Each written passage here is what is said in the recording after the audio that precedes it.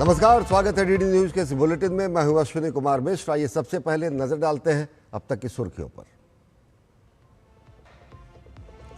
प्रधानमंत्री नरेंद्र मोदी 6 से 11 जुलाई तक इंडोनेशिया, ऑस्ट्रेलिया और न्यूजीलैंड के आधिकारिक दौरे पर रहेंगे। महासागर विजन और एक्ट ईस्ट नीति को मिलेगी नई रफ्तार। क्षेत्रीय सहयोग और वैश्विक साझेदारी पर होगी चर्चा।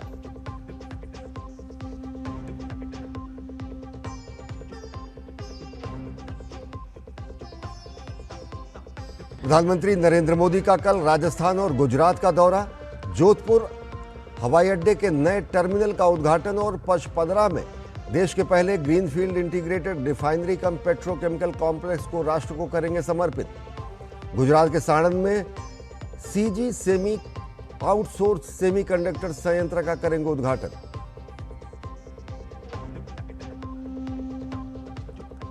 सिंधु जल समझौते पर भारत का पाकिस्तान को मुंहतोड़ जवाब। कहा, आतंकवाद और बातचीत नहीं चल सकती है साथ साथ। जब तक बॉर्डर पार आतंकी फैक्ट्री नहीं होती खत्म, तब तक सिंधु जल संधि रहेगी निलंबित।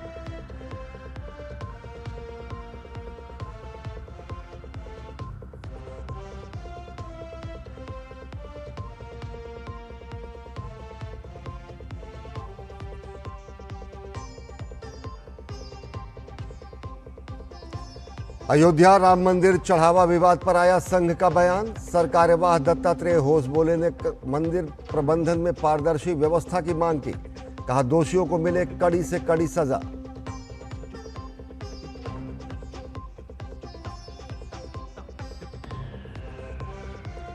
विधानसभा चुनाव से पहले पंजाब कांग्रेस में खुलकर आई सामने अंतर्कलह। पूर्व मुख्यमंत्री चरणजीत सिंह चन्नी ने अपने आवास पर बुलाई समर्थकों की इमरजेंसी बैठक। अमरिंदर सिंह राजा वर्डिंग को प्रदेश अध्यक्ष के पद पर बरकरार रखने के हाईकमान के फैसले पर जताई नाराजगी।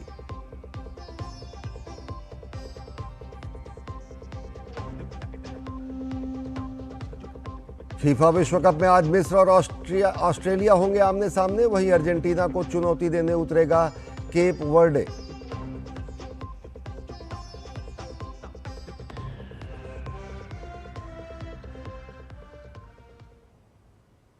और अब देखते हैं खबरों को विस्तार से। प्रधानमंत्री नरेंद्र मोदी सोमवार से 3 देशों इंडोनेशिया, ऑस्ट्रेलिया और न्यूजीलैंड की आधिकारिक यात्रा पर रवाना होंगे।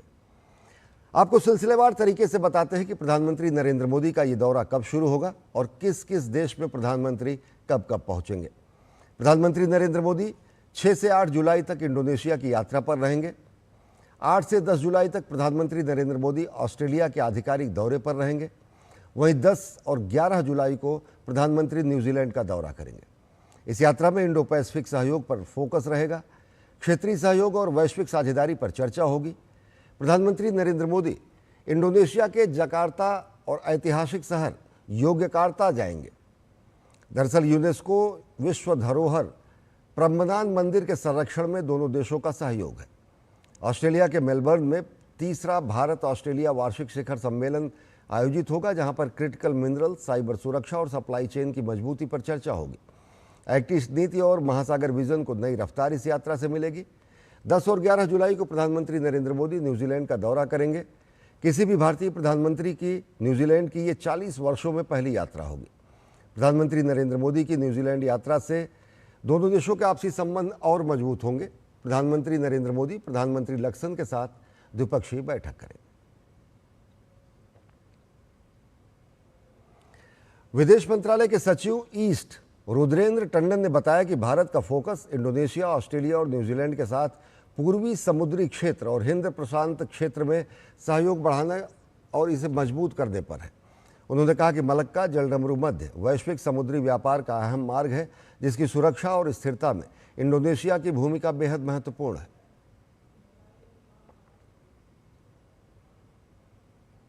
Prime Minister will be visiting Indonesia. After that, he'll be in Melbourne, Australia, and then New Zealand. In Indonesia, the main place of engagement is the capital, Jakarta, but the Prime Minister will also be visiting the cultural center or historic city of Yogyakarta, where he will go to the Prambanan temple complex, where India is planning to work with Indonesia for the, which is, by the way, a World Heritage Site designated by UNESCO. So India and Indonesia will be collaborating on the conservation work there. Coming visits to Indonesia, Australia, and New Zealand, the focus has shifted to the eastern maritime zones of the Indian Ocean and our Act East engagement. Given its size and its geography, Indonesia has always played an important role for the security and stability of the Malacca Straits maritime zone. This is a very important maritime zone for India, as it represents one of the most important sea lanes of communication for India as an Indian Ocean nation. Not just for India, probably for the global economy itself. प्रधानमंत्री Narendra Modi Australia में Bharat Australia वार्षिक शिखर सम्मेलन में हिस्सा लेंगे। इसके बाद वे New Zealand का दौरा करेंगे, जिसे द्विपक्षीय संबंधों को नई दिशा देने में बेहद अहम माना जा रहा है।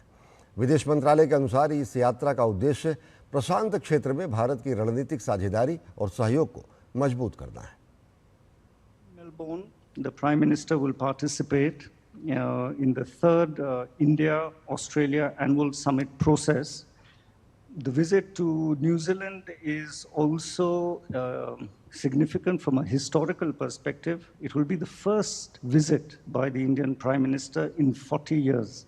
We hope to continue that work and impart greater content to this bilateral relationship, which has to be brought in alignment with the great importance we give the Pacific Ocean region and the major countries in that region. प्रधानमंत्री नरेंद्र मोदी शनिवार को राजस्थान के दौरे पर रहेंगे। इस दौरान वे कई महत्वपूर्ण विकास परियोजनाओं की शुरुआत करेंगे, जिनमें संशोधित उड़ान योजना का शुभारंभ, जोधपुर हवाई अड्डे के नए टर्मिनल का उद्घाटन और पचपदरा में देश के पहले ग्रीनफील्ड इंटीग्रेटेड रिफाइनरी कम पेट्रोकेमिकल कॉम्प्लेक्स का लोकार्पण शामिल है। इन परियोजनाओं से ऊर्जा सुरक्षा मजबूत होगी, औद्योगिक विकास को गति मिलेगी और रोजगार के नए अवसर पैदा होंगे। प्रधानमंत्री नरेंद्र मोदी शनिवार को राजस्थान की यात्रा पर होंगे, जहां वो बालोतरा में लगभग 1,06,000 करोड़ रुपए की विकास परियोजनाओं का लोकार्पण, उद्घाटन और शिलान्यास करेंगे। ये परियोजनाएं पेट्रोकेमिकल्स, शहरी परिवहन, रेलवे, सड़कों, नवीकरणीय ऊर्जा और विद्युत पारेषण सहित विभिन्न क्षेत्रों से जुड़ी हुई हैं। पीएम बालोतरा के पचपदरा में देश के पहले ग्रीनफील्ड एकीकृत रिफाइनरी सह पेट्रोकेमिकल कॉम्प्लेक्स को राष्ट्र को समर्पित करेंगे। ये परियोजना भारत की ऊर्जा सुरक्षा को मजबूत करने, पेट्रोकेमिकल आत्मनिर्भरता बढ़ाने और औद्योगिक विकास में महत्वपूर्ण भूमिका निभाने में सहायता देगी। ये क्षेत्र में पेट्रोकेमिकल और प्लास्टिक पार्क के विकास के लिए एक आधार उद्योग के रूप में कार्य करेगी, जिससे संबंधित उद्योगों और सहायक क्षेत्रों को बढ़ावा मिलेगा। ये एसेट पूरे राजस्थान और देश के लिए एक ट्रांसफॉर्मेटिव एसेट है और इसके बनने से लोकल इकोनॉमी में काफ़ी फायदा होने वाला है। ये रिफाइनरी रोजगार के महत्वपूर्ण अवसर पैदा करने के लिए तैयार है, जिससे क्षेत्र में सामाजिक आर्थिक विकास में योगदान मिलेगा। हिंदुस्तान पेट्रोलियम कॉरपोरेशन लिमिटेड और राजस्थान सरकार के संयुक्त उद्यम के रूप में विकसित 9 मिलियन मीट्रिक टन प्रतिवर्ष क्षमता वाले इस ग्रीनफील्ड रिफाइनरी सह पेट्रोकेमिकल कॉम्प्लेक्स की स्थापना 79,450 करोड़ रुपए से अधिक के निवेश से की गई है। इससे राजस्थान में औद्योगिक क्षेत्र में बहुत बड़ा बदलाव आएगा। ये एक राजस्थान के लिए ग्रोथ का इंजन है। पश्चिमी राजस्थान की बहुप्रतीक्षित रिफाइनरी बालोतरा की पचपदरा रिफाइनरी अब अपनी पूर्ण क्षमता के साथ में पश्चिमी राजस्थान के साथ साथ संपूर्ण राजस्थान को विकासशील और विकसित बनाने के लिए तैयार है। राजस्थान दौरे पर ही प्रधानमंत्री जोधपुर में संशोधित उड़ान योजना को लॉन्च करेंगे, जिसमें क्षेत्रीय संपर्क पर विशेष ध्यान दिया जा रहा है। इससे भारतीय विमानन क्षेत्र को बड़ा प्रोत्साहन मिलेगा और नागरिक विमानन के परिदृश्य में एक महत्वपूर्ण कदम साबित होगा। साथ ही उड़े देश का आम नागरिक के विजन को भी बढ़ावा मिलेगा। इस योजना के तहत 28,840 करोड़ रुपए का आवंटन किया गया है, जिसका उद्देश्य अगले 10 वर्षों में विमानन आधारित विकास को गति देना है। ये रणनीतिक पहल सुनिश्चित करेगी कि देश भर में व्यापक और स्थायी कनेक्टिविटी कायम रहे।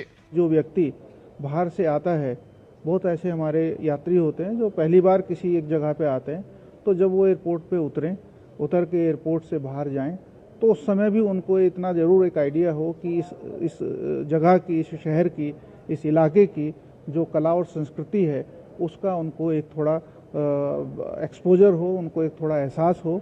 तो उसको देखते हुए हम सभी एयरपोर्ट्स में और जोधपुर एयरपोर्ट की टर्मिनल बिल्डिंग में भी यहाँ की जो कला, संस्कृति, इतिहास, उन सबको समावेश करके जो स्ट्रक्चरल डिजाइन है उसमें भी और जो आर्ट पेंटिंग वर्क है उसमें भी उसका समावेश किया गया है। कार्यक्रम के दौरान प्रधानमंत्री जोधपुर हवाई अड्डे पर नए टर्मिनल भवन का भी उद्घाटन करेंगे। इस परियोजना को कुल 480 करोड़ रुपए की लागत से विकसित किया गया है। 23,000 वर्ग मीटर से अधिक क्षेत्र में फैला ये नया टर्मिनल भवन प्रतिवर्ष 20 लाख यात्रियों को संभालने में सक्षम है। ये आधुनिक यात्री सुविधाओं से सुसज्जित है ताकि यात्रियों को सुगम और आरामदायक यात्रा का अनुभव मिल सके। ब्यूरो इनपुट के साथ तापस भट्टाचार्य, लक्ष्य आर्य और विशाल बैरिस्टो की रिपोर्ट, डीडी न्यूज। प्रधानमंत्री नरेंद्र मोदी शनिवार को गुजरात के साणंद में स्थित सीजी सेमी आउटसोर्स सेमीकंडक्टर संयंत्र का उद्घाटन करेंगे। भारत के सेमीकंडक्टर विनिर्माण क्षेत्र में एक महत्वपूर्ण उपलब्धि है, क्योंकि इस संयंत्र से वाणिज्यिक उत्पादन शुरू हो रहा है। ये परियोजना इंडिया सेमीकंडक्टर मिशन के तहत स्वीकृत पहली 4 परियोजनाओं में से एक है।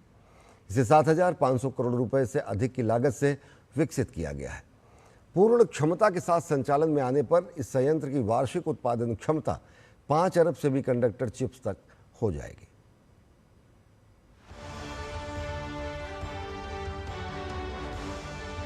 सेमीकंडक्टर के क्षेत्र में लगातार भारत नई ऊंचाइयों को छू रहा है। ऐसे में प्रधानमंत्री नरेंद्र मोदी गुजरात के साणंद में जब पहुंचेंगे तो यहां पर सीजी सेमी जो संयंत्र है उसका उद्घाटन करते हुए नजर आएंगे। ये संयंत्र आने वाले समय में बेहतर भविष्य का निर्माण तो करेगा ही, साथ ही साथ भारत को और ज्यादा मजबूत बनाता हुआ नजर आएगा।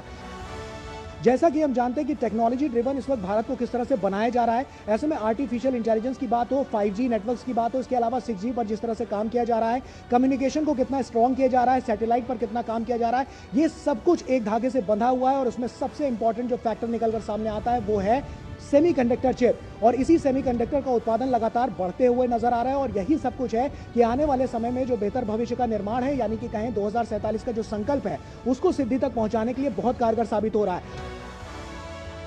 और इसी कड़ी में 5 अरब ऐसी सेमीकंडक्टर चिप्स बनती हुई नजर आएंगी जो प्रतिवर्ष बनेंगी। और यही आज का जो संकल्प है वो आने वाले समय में जब ये संयंत्र का पूरा काम पूरा हो जाएगा तब उसके बाद देखने को मिलेगा कि किस तरह से जो आगे के निर्णायक मोड़ हैं वो कैसे आगे बढ़ते हुए नजर आते हैं और 2047 का जो संकल्प है उसको कैसे चरितार्थ भी करते हुए नजर आते हैं। तो भारत मजबूती के साथ सेमीकंडक्टर के क्षेत्र में आगे बढ़ रहा है। और जैसा कि हम जानते हैं कि सेमीकंडक्टर का जो क्षेत्र है उसमें इंडिया सेमीकंडक्टर मिशन, जिसकी शुरुआत 2021 में हुई थी 76,000 करोड़ रुपए की लागत के साथ, उसकी ये चौथी परियोजना बहुत महत्वपूर्ण है। और इसीलिए प्रधानमंत्री नरेंद्र मोदी जब यहां पर पहुंचेंगे, उसके बाद जब ये उद्घाटन करते हुए नजर आएंगे, तो आने वाले भारत की जो सशक्त तस्वीर है वो टेक्नोलॉजी के लिहाज से और ज्यादा उभर कर सामने आएगी। कैमरा पर्सन पीयूष के साथ मैं गौरव श्रीवास्तव, साणंद, गुजरात। देश में इथेनॉल ब्लेंडिंग कार्यक्रम से ऊर्जा सुरक्षा की दिशा में बड़ी उपलब्धियां हासिल हुई है। कच्चे तेल के आयात पर निर्भरता कम करने और स्वच्छ ऊर्जा की ओर तेजी से कदम बढ़ाने में इससे बहुत मदद मिली है।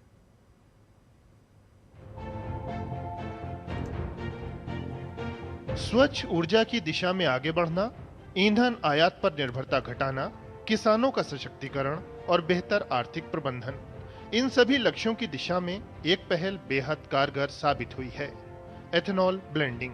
दरअसल जब भी अंतर्राष्ट्रीय बाजार में कच्चे तेल के दाम बढ़ते हैं, देश का आयात खर्च ऊपर जाता है, साथ ही ऊर्जा सुरक्षा को लेकर चिंताएं बढ़ जाती हैं। ऐसे में इससे बेहतर क्या हो सकता है कि हमारे वाहनों में इस्तेमाल होने वाले ईंधन का कुछ हिस्सा देश में ही बनाया जा सके। भारत यही काम एथेनॉल ब्लेंडिंग के जरिए कर रहा है।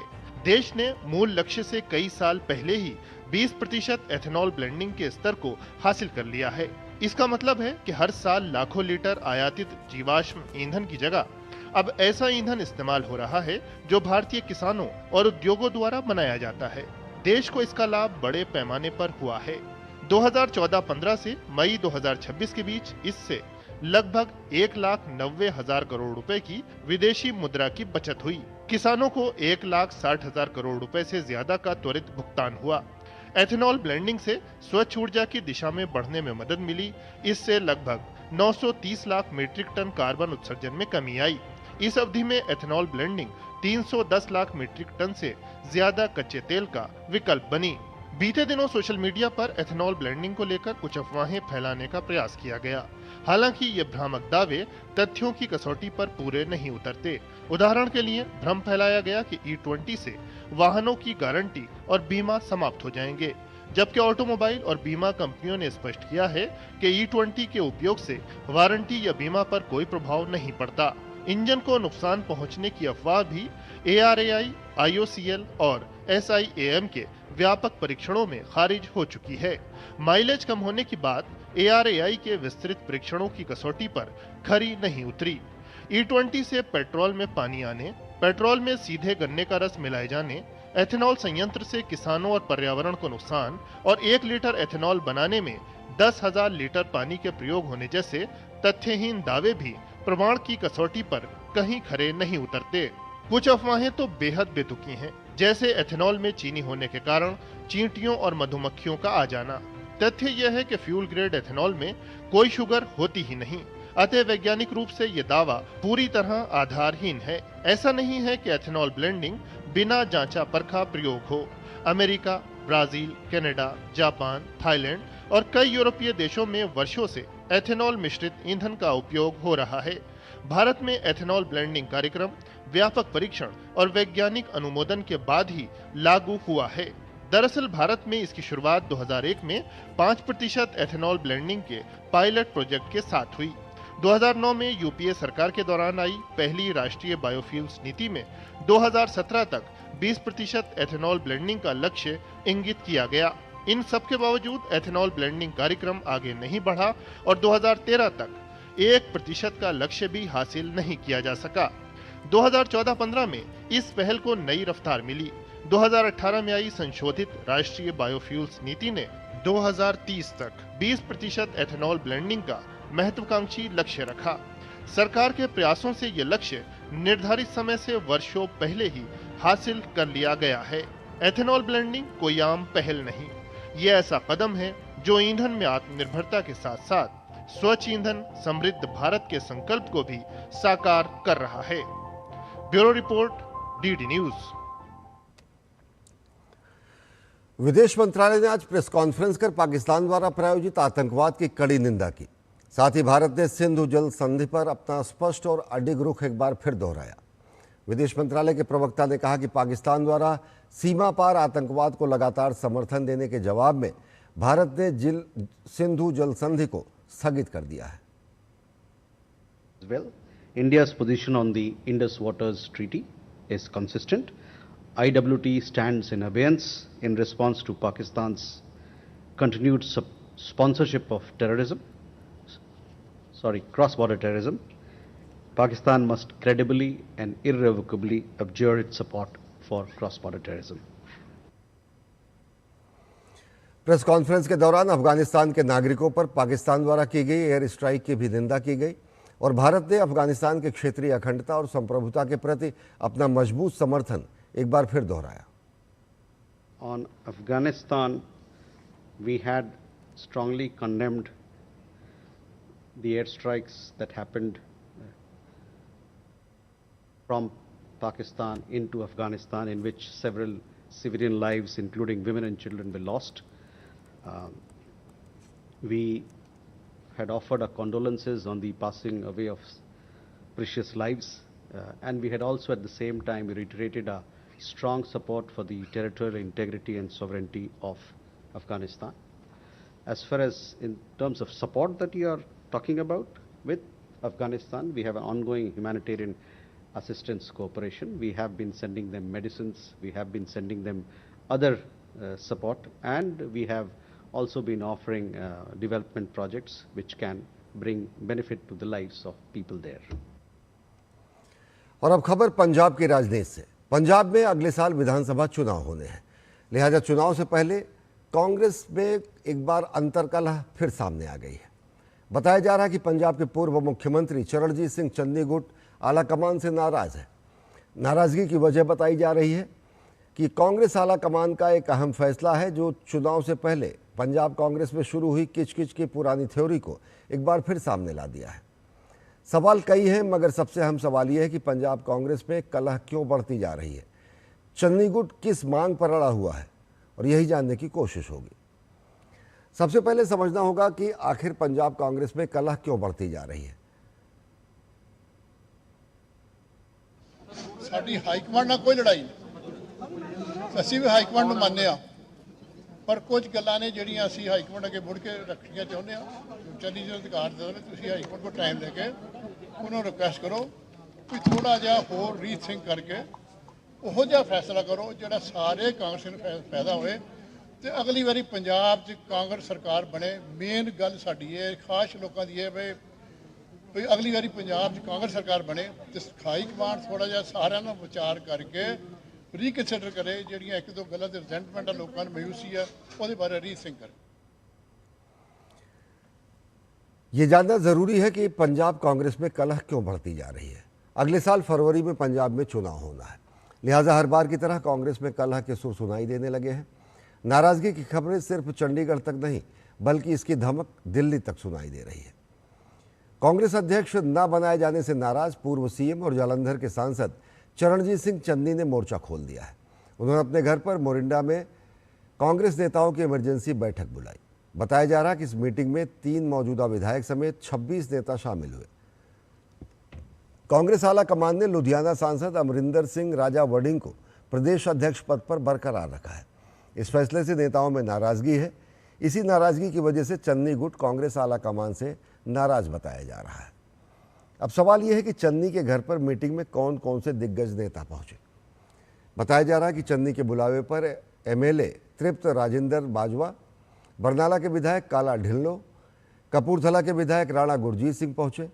इस मीटिंग में पूर्व डिप्टी सीएम ओपी सोनी, पूर्व मंत्री भारत भूषण आशु, गुरकीरत कोटली, पूर्व एमएलए गुरप्रीत कांगड़, नाजर सिंह मानशाहिया, पूर्व विधायक परमिंदर सिंह पिंकी, दविंदर सिंह घुबाया, इंद्रवीर सिंह बुलारिया, लखबीर लखा, तरसेम डीसी, दर्शन बराट, हरमिंदर सिंह गिल, मदन लाल जलालपुर, यूथ कांग्रेस के पूर्व अध्यक्ष बरिंदर ढिल्लो, कमलजीत कड़वाल और पूर्व सांसद मोहम्मद सादिक, साथ ही साथ पूर्व विधायक जोगिंदर पाल, दिनेश बस्सी, दलबीर गोल्डी और पूर्व विधायक पिरमल सिंह और सिद्धू मूसेवाला के पिता बलकौर सिंह भी चन्नी के घर पहुंचे।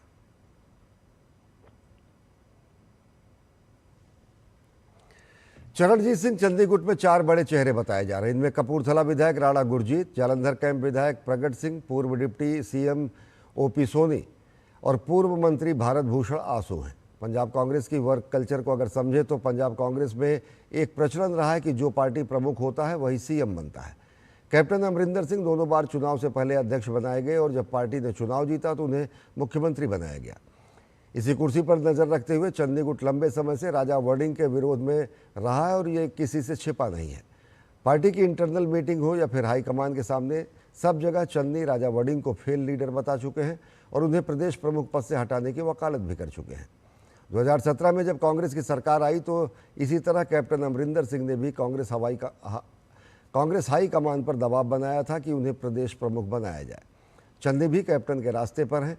वे चाहते हैं कि हाईकमान उन्हें प्रदेश प्रमुख बनाए ताकि अगर कांग्रेस सत्ता में आती है तो राजा वडिंग को ये क्रेडिट न मिले कि प्रदेश प्रमुख होने के कारण ये जीत उनकी अगुवाई में हुई है और इसके बाद वो सीएम की कुर्सी पर दावा ठोक सकते हैं और सीएम की कुर्सी पर ही नज़र चरणजीत सिंह चन्नी की है। 2022 में नवजोत सिंह सिद्धू कांग्रेस के प्रदेश प्रमुख बने और चरणजीत सिंह चन्नी मुख्यमंत्री। इसलिए जब हाईकमान पर दबाव डाला गया तो सीएम का चेहरा घोषित किया जाए तो इसकी वजह यह थी कि प्रदेश प्रमुख सिद्धू थे और मुख्यमंत्री चरणजीत सिंह चन्नी। चन्नी पंजाब कांग्रेस के ट्रेंड से वाकिफ थे और अगर सिद्धू की प्रदेश प्रमुख की सरबराही में चुनाव जीते गए तो उन्हें पता था कि सीएम की कुर्सी मिलना मुश्किल है। इसलिए सिद्धू को उकसाया गया और अंदरूनी तौर पर चन्नी लॉबिंग करते रहे। फिर पहली बार कांग्रेस ने पंजाब में औपचारिक तौर पर चन्नी को सीएम का चेहरा घोषित करना उचित समझा। माना जा रहा है कि चन्नी उसी पैटर्न पर चल रहे हैं और वे चाहते हैं कि हाईकमान उन्हें प्रदेश अध्यक्ष की कुर्सी सौंप दे। चुनाव से पहले अगर ये हो जाता है तो उनकी मुख्यमंत्री पद पर दावेदारी ज़्यादा हो सकती है, और ऐसा अगर नहीं होता है तो राजा वड़िंग प्रदेश प्रमुख रहे, लेकिन पिछली बार की तरह उन्हें सीएम चेहरा घोषित किया जाए। प्रदेश प्रमुख नहीं होंगे तो सीएम चेहरा घोषित किया जाए, ये भी मांग है चरणजीत सिंह चन्नी की। और भाजपा प्रवक्ता सुधांशु त्रिवेदी ने स्पेशल इंटेंसिव रिवीजन यानी एसआईआर को लेकर विपक्षी दलों के सर्वोच्च न्यायालय को लिखे पत्र पर तीखा हमला बोला है। उन्होंने कहा कि एसआईआर को लेकर विभिन्न न्यायालयों ने वैधानिक और विधिसम्मत अपनी टिप्पणी दी है और इसे माना भी है, और चुनाव आयोग समय समय पर ऐसी प्रक्रिया अपनाता रहा है। उन्होंने आरोप लगाया कि विपक्ष संवैधानिक आधार पर कोई ठोस मुद्दा न्यायालय के सामने रखने में विफल रहा है, और इससे उसकी मंशा पर ही सवाल खड़े होते हैं। वैधानिक दृष्टि से स्पेशल इंटेंसिव रिवीजन को भिन्न भिन्न न्यायालयों के द्वारा पूर्णतः युक्ति सम्मत और विधि सम्मत ठहराया जा चुका है, और ये पूर्व में भी समय समय पर चुनाव आयोग और भारत सरकार के द्वारा होता रहा है। संवैधानिक दृष्टि से एक बार भी कोई तथ्यात्मक विषय न्यायालय के समक्ष ये रखने में असफल रहे। इससे जनता के मन में यह भी संदेह गया कि ये संदिग्ध वोटरों के दम पर राज्यों की सत्ता पर काबिज होने का जो ख्वाब था वो अब चकनाचूर होता हुआ दिख रहा है। कांग्रेस पार्टी और अन्य विपक्षी दलों से पूछना चाहता हूं कि आपने जिस भाषा शैली में सर्वोच्च न्यायालय को पत्र लिखा है, ये वही अहंकारी भाषा शैली नजर आती है जो आपातकाल के समय में दिखाई पड़ती थी। भाजपा प्रवक्ता सुधांशु त्रिवेदी ने कहा कि कांग्रेस नेताओं के बयान एसआईआर पर उनके विरोधाभासी रुख को दर्शाते हैं। उन्होंने दावा किया कि शशि थरूर केरल में एसआईआर से कांग्रेस को लाभ मिलने की बात कहते हैं, जबकि डीके शिवकुमार कार्यकर्ताओं से एसआईआर की प्रक्रिया में सक्रिय रहने को कहते हैं। भाजपा प्रवक्ता ने आरोप लगाया कि कांग्रेस का मौजूदा विरोध उसकी नीयत पर सवाल खड़ा करता है। थरूर जी एक टीवी कार्यक्रम में बोल रहे हैं, उनका वीडियो अवेलेबल है, जिसमें उन्होंने कहा है कि एसआईआर के द्वारा जो वोटर रिवीजन हुआ उससे कांग्रेस को फायदा हुआ केरल में, चूंकि कम्युनिस्ट पार्टियों ने जो फेक वोटर्स बना रखे थे वो डिलीट हो गए। और अभी आपके कर्नाटक के मुख्यमंत्री डीके शिवकुमार जी ने अपने कार्यकर्ताओं को तो यह निर्देश दे रहे हैं कि एसआईआर की प्रक्रिया में लग जाओ और तत्परता और सक्रियता से लग जाओ, और फिर यहां पर उसके ऊपर आक्षेप लगा रहे हैं। यह कानूनी दृष्टि से साफ साफ कांग्रेस के ऊपर एक गहरा सवालिया निशान खड़ा करता है कांग्रेस की नीयत पर। मैं कांग्रेस पार्टी से पूछना चाहता हूं, विगत 10-12 वर्षों में जितनी बार राहुल गांधी ने विदेश यात्रा की है उसके 1/10 भाग भी कार्यकर्ता सम्मेलन किए हैं क्या? अयोध्या के राम मंदिर में चढ़ावा चोरी प्रकरण की जांच और तेज हो चुकी है। एसआईटी की टीम आरोपियों पर शिकंजा कस रही है। रामलला के दरबार में चोरी को लेकर जहां संतों और राष्ट्रीय स्वयंसेवक संघ में भारी आक्रोश है, तो वहीं राष्ट्रीय स्वयंसेवक संघ ने भी इस मामले पर आधिकारिक प्रतिक्रिया दी है। संघ के सरकार्यवाह दत्तात्रेय होसबोले ने कहा है कि राम जन्मभूमि पर बना भव्य मंदिर करोड़ों राम भक्तों के संघर्ष, समर्पण और बलिदान का प्रतीक है। दानपात्रों से कथित चोरी की घटना ने पूरे समाज की भावनाओं को आहत किया है। संघ ने कहा कि उत्तर प्रदेश सरकार द्वारा गठित एसआईटी की जांच के बाद जो भी दोषी पाया जाए उसे कठोर दंड मिलना चाहिए। साथ ही समाज से अपील की गई है कि धैर्य और संयम बनाए रखते हुए इस घटना का लाभ उठाकर हिंदू समाज को उसकी आस्था को बदनाम करने की किसी भी कोशिश को विफल किया जाए। अयोध्या में श्री रामलला मंदिर में रखे हुए दान पात्रों में जमा राशि की चोरी की दुर्भाग्यपूर्ण घटना से समूचे समाज और राम भक्तों को भावना एवं श्रद्धा को आघात पहुंचा है तथा इस घटना से हम सभी आहत हैं। श्री राम जन्मभूमि तीर्थ क्षेत्र न्यास के आग्रहपूर्वक निवेदन पर उत्तर प्रदेश सरकार ने विशेष जांच दल का गठन कर उसकी अनुशंसा पर कानूनी प्रक्रिया प्रारंभ की है। जांच में जो भी दोषी पाए जाएंगे उन्हें कठोर दंड हो यह सुनिश्चित करना आवश्यक है। इस मामले की जांच कर रही एसआईटी ने श्री राम जन्मभूमि तीर्थ क्षेत्र ट्रस्ट से जुड़े प्रमुख पदाधिकारियों अनिल मिश्रा और गोपाल राव से लंबी पूछताछ की है। जांच एजेंसी ने ऑडिट रिकॉर्ड, वित्तीय दस्तावेज, बैंकिंग प्रक्रिया और चढ़ावे से जुड़े अभिलेख अपने कब्जे में लेकर उनकी पड़ताल शुरू कर दी है। जांच का दायरा अब केवल आरोपियों तक ही सीमित नहीं है। एसआईटी धन के प्रवाह, दानपात्रों के चढ़ावे की गणना, आभूषणों के रिकॉर्ड और पिछले कई वर्षों के वित्तीय दस्तावेजों का मिलान कर रही है। सूत्रों के मुताबिक 5 वर्षों के खातों की दोबारा ऑडिट की संभावना पर भी काम किया जा रहा है।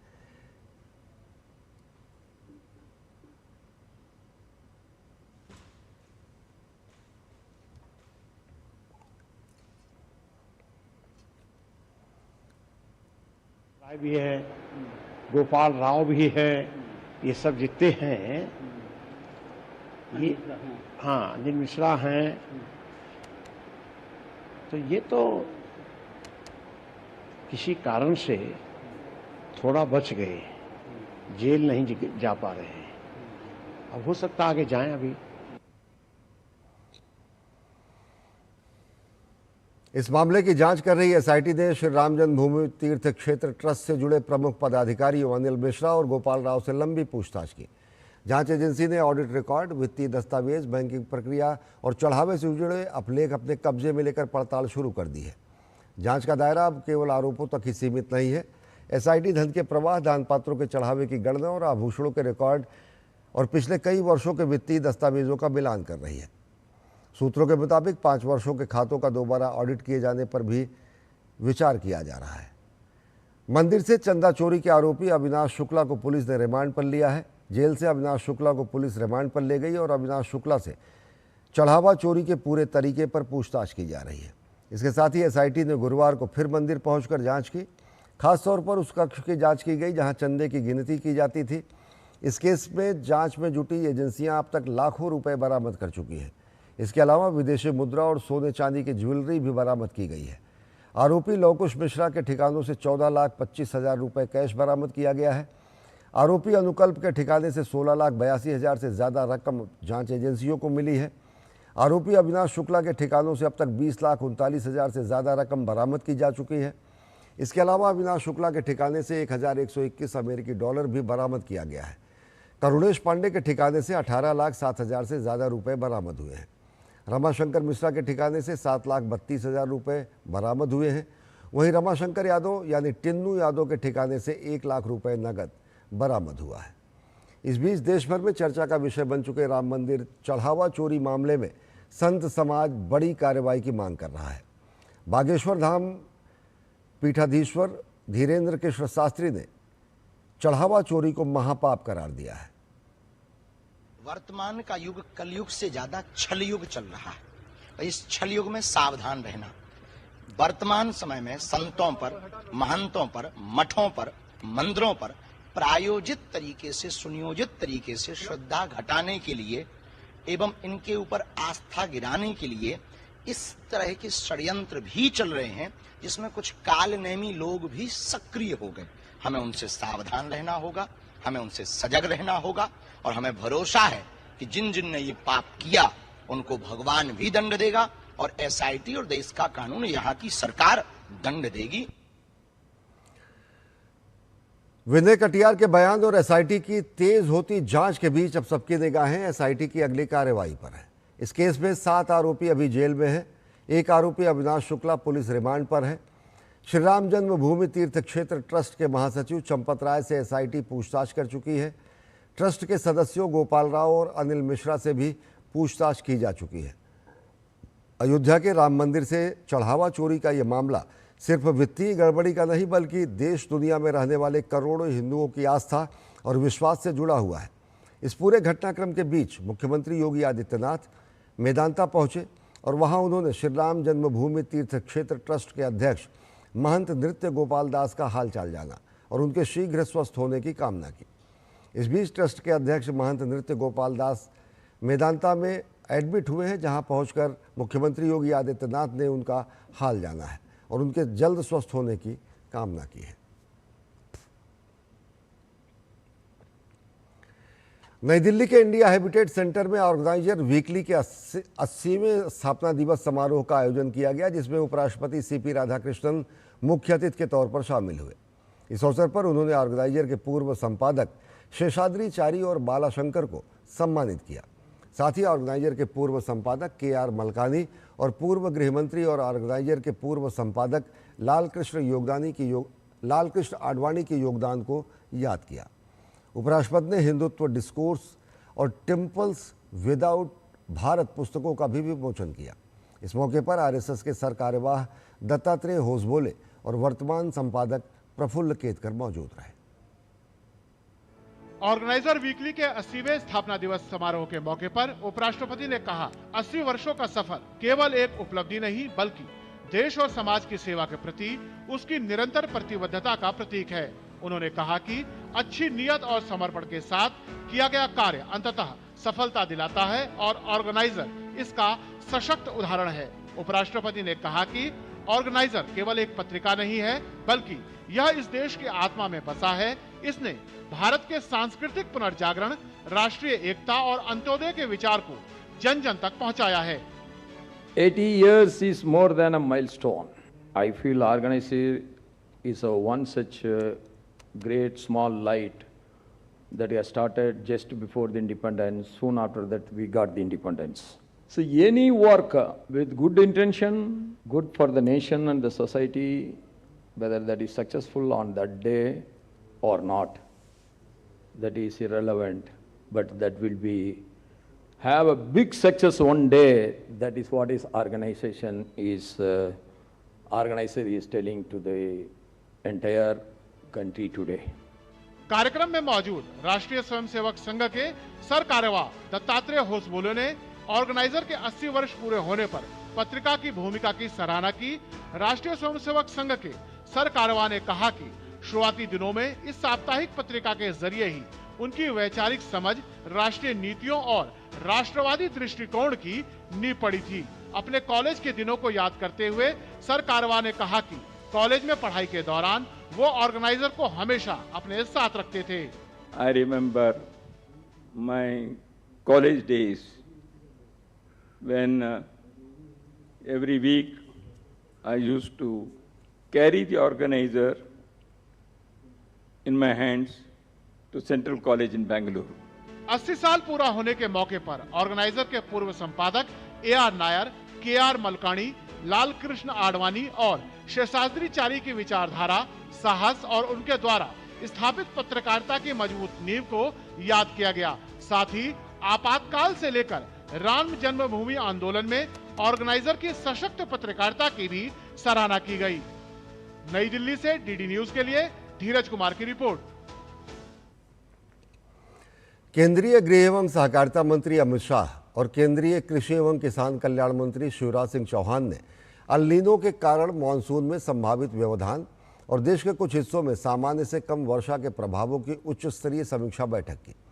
सरकार इस चुनौती से निपटने के लिए पूर्णतः अलर्ट मोड में है और किसी भी संकट की प्रतीक्षा करने के बजाय पहले से ही तैयारी करने की रणनीति पर काम कर रही है।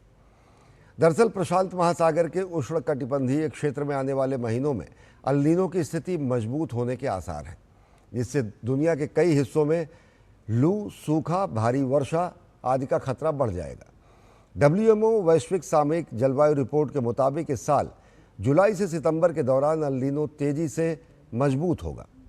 भारत मौसम विज्ञान विभाग ने 12 जून को अल नीनो की स्थिति शुरू होने की घोषणा की थी और कहा कि दक्षिण पश्चिम मानसून के दौरान ये और मजबूत हो सकता है।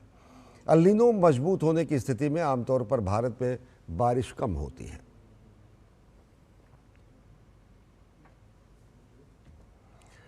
केंद्रीय मंत्री मनसुख मांडविया ने नई दिल्ली में इंडस्ट्री एसोसिएशन कॉन्क्लेव को संबोधित किया। Doctor BR Ambedkar international centre में आयोजित कार्यक्रम में इंडस्ट्री के प्रमुख प्रतिनिधि शामिल हुए। कार्यक्रम को संबोधित करते हुए केंद्रीय मंत्री ने कहा कि युवाओं के विकास के लिए इंडस्ट्री को भी साथ आना होगा। इंडस्ट्री में भी माय भारत विंग बनाने के साथ ही वाइब्रेंट विलेज में CSR के तहत गतिविधियों का संचालन किया जाना चाहिए। उन्होंने कहा कि इंडस्ट्री के प्रतिनिधि महीने में एक बार वहां विजिट करें, स्थानीय उत्पादों को मंच प्रदान करें। गांव के विस्थापन को रोकने में हमें मिलकर काम करना होगा। वाइब्रेंट विलेज से माइग्रेशन देश की सुरक्षा के लिए ठीक नहीं है। राज्य मंत्री रक्षा खड़से ने कहा कि 2047 में विकसित भारत बनाने में यूथ की बड़ी भूमिका होगी। माय भारत को इंडस्ट्री का सहयोग और आगे ले जाएगा। तय करे ज्यादा नहीं, क्योंकि आपकी इंडस्ट्री जहां चलती है, ये डिस्ट्रिक्ट में यूथ क्लब को हम स्पोर्ट्स के इक्विपमेंट देंगे, तो ये 25-50 यूथ क्लब को आपने स्पोर्ट्स का इक्विपमेंट दे दिया, आपके साथ उसका रिश्ता बन जाएगा। उसके द्वारा आपको कोई सोशल एक्टिविटी करनी है तो आप कर पाओगे और उसका हौसला बढ़ जाएगा। एडिक्शन एक बहुत बड़ी थ्रेट बन रही है। नशा कोई भी देश को बर्बाद कर देता है और ये युवाओं को सबसे ज्यादा हिट करता है। उसको नशा से बचाने के लिए कई टाइप की एक्टिविटी हमें स्टार्ट करनी है। सरकार अकेली नहीं कर पाएगी, हम हर सब लोगों को जोड़ना पड़ेगा। भारत हमें बनाना है और यूथ को ही लेके हमें आगे चलना है कि यूथ के माध्यम से हम इस देश को विकसित बना सके। सबसे अहम जो हमारे लिए है कि यूथ को सिर्फ हम स्किलिंग ना सिखाते हुए उन्हें एक नेशनल रिस्पॉन्सिबिलिटी या सोशल रिस्पॉन्सिबिलिटी की तरफ भी हम लेके जाए, क्योंकि वही एक मेन मकसद आदरणीय प्रधानमंत्री जी का भी है कि यूथ इस बात को समझे कि उसकी प्रायोरिटी पहले नेशन है, नेशन बिल्डिंग की तरफ भी वो आगे बढ़े, ना कि सिर्फ वो अपने करियर को लेके या अपने काम को लेके ही वो आगे जाए। तो नेशनल रिस्पॉन्सिबिलिटी भी उसकी जिम्मेदारी है। केंद्र सरकार ने बैटरी वाहनों को दूर से स्विच ऑफ करने वाले 3 चीनी ऐप्स पर बड़ा एक्शन लिया है। सरकार ने BAT, BMS, लॉसिजी और एपॉकेल आयन को गूगल प्ले और एप्पल ऐप स्टोर से हटाने का निर्देश दिया है। सूत्रों के अनुसार इलेक्ट्रॉनिक्स और सूचना प्रौद्योगिकी मंत्रालय ने गूगल प्ले और एप्पल ऐप दोनों स्टोर से इन तीनों ऐप्स को हटाने के लिए निर्देश जारी किए हैं। सोशल मीडिया पर कई वीडियो वायरल हुए हैं जिसमें कथित तौर पर इन चाइनीज़ ऐप्स के जरिए कुछ लोग ब्लूटूथ के को कनेक्ट करके ई-रिक्शा को दूर से ही बंद कर रहे थे। सरकार का कहना है कि जिन अन्य ऐप्स का भी इस तरीके से गलत इस्तेमाल हो रहा है उन्हें भी ब्लॉक किया जाएगा। अब आइए आपको बताते हैं कि ऐप किस उद्देश्य से बनाए गए और कैसे बैटरी से चलने वाले वाहनों के लिए ये खतरा बने हुए हैं। दरअसल बैटरी में लगने वाले वाहनों में लिथियम आयन बैटरी की निगरानी और सुरक्षा के लिए बैटरी मैनेजमेंट सिस्टम BMS लगाया जाता है। ये सिस्टम ब्लूटूथ के माध्यम से मोबाइल फ़ोन से जुड़ जाता है, जिससे चालक बैटरी का चार्ज स्तर, वोल्टेज, तापमान, करंट और अन्य तकनीकी जानकारी देख सकते हैं। हालांकि कम कीमत वाले अधिकांश ई-रिक्शा में इस्तेमाल होने वाले चीनी BMS में ब्लूटूथ कनेक्शन के लिए पर्याप्त सुरक्षा व्यवस्था नहीं होती। इसी कमजोरी का फ़ायदा उठाकर कुछ लोग अपने मोबाइल में BAT BMS ऐप डाउनलोड कर लेते हैं।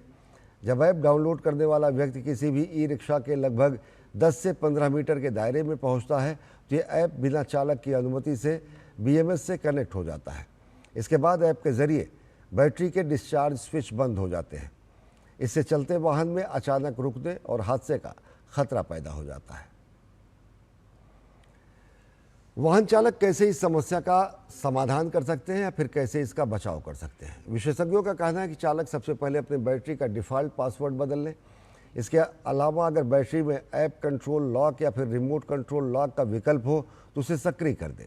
जिन चालकों को ब्लूटूथ मॉनिटरिंग की ज़रूरत नहीं है वे तकनीशियन की मदद से ब्लूटूथ मॉड्यूल बंद करवा सकते हैं। इससे कोई दूसरा मोबाइल बैटरी से कनेक्ट नहीं हो पाएगा। हालांकि यह खतरा सिर्फ कुछ ब्लूटूथ आधारित लिथियम बैटरी सिस्टम तक ही सीमित बताया जा रहा है। पारंपरिक लेड एसिड बैटरी वाले अधिकांश ई-रिक्शा इस समस्या से प्रभावित नहीं हो रहे।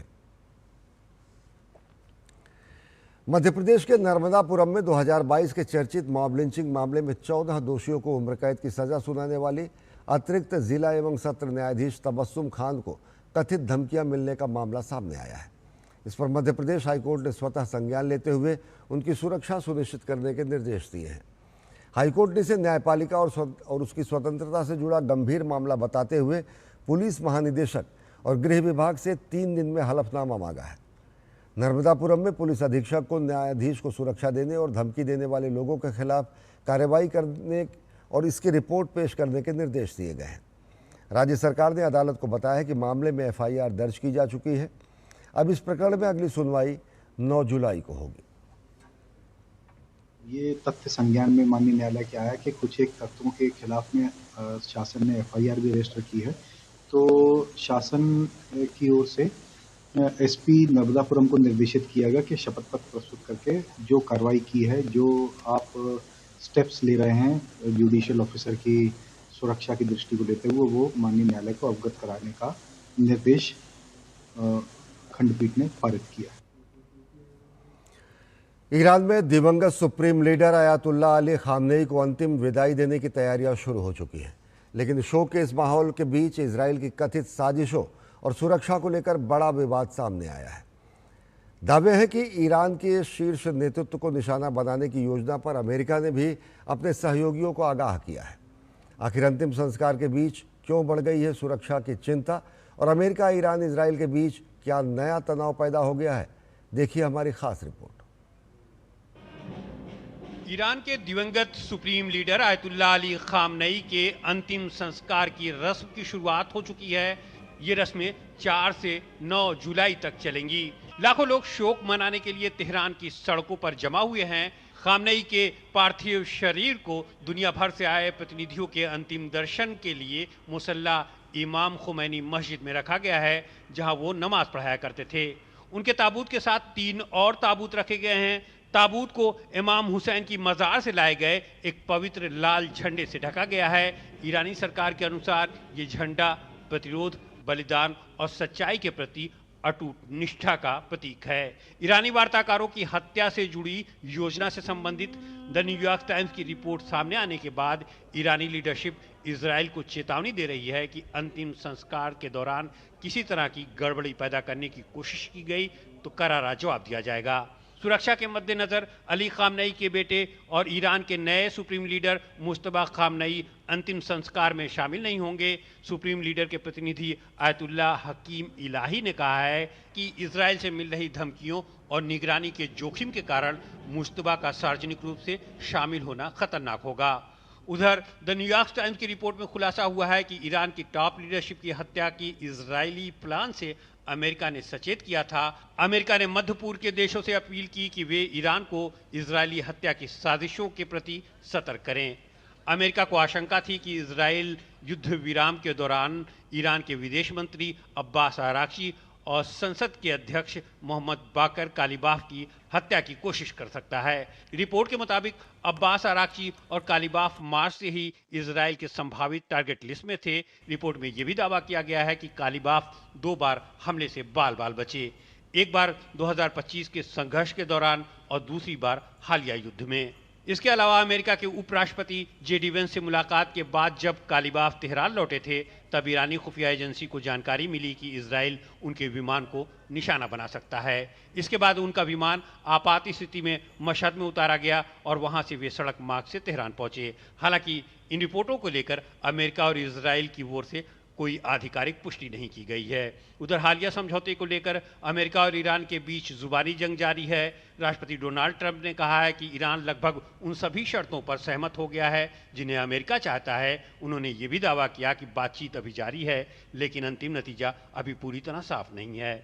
ये बयान ऐसे समय में आया है जब कतर की राजधानी दोहा में अमेरिका और ईरान के बीच अप्रत्यक्ष बातचीत हुई है। हालांकि इन वार्ताओं में किसी बड़े या स्थायी शांति समझौते की दिशा में कोई स्पष्ट प्रगति नहीं दिखी है। वहीं ईरानी संसद के स्पीकर कालिबाफ ने कहा है कि अगर अमेरिका और इजराइल समझौते को पूरी तरह लागू नहीं करते हैं और युद्ध खत्म करने की अपनी बात नहीं निभाते हैं तो ईरान फिर से जवाबी कार्रवाई शुरू कर सकता है।